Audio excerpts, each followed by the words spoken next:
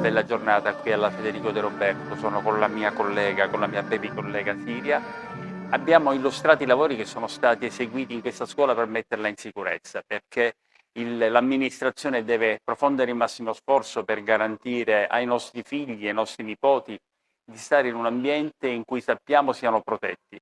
Per questo sono stati importanti interventi strutturali di consolidamento sismico, ma è stata per me anche l'occasione di gioire per notare, per vedere, per constatare quanto questi ragazzi siano stati bravissimi nell'esecuzione di 3 brani musicali e di come questo liceo musicale, oltre alle altre discipline, stia facendo maturare una consapevolezza per i nostri studenti che in qualche modo aiuti a essere migliori.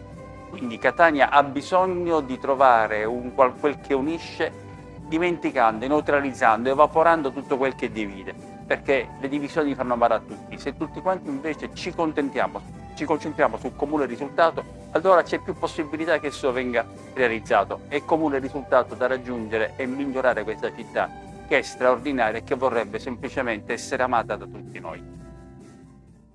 I lavori a scuola sono dei lavori particolarmente complessi perché la scuola ospita tantissime persone, tra l'altro essendo noi al primo ciclo sono anche dei bambini che devono essere accuditi.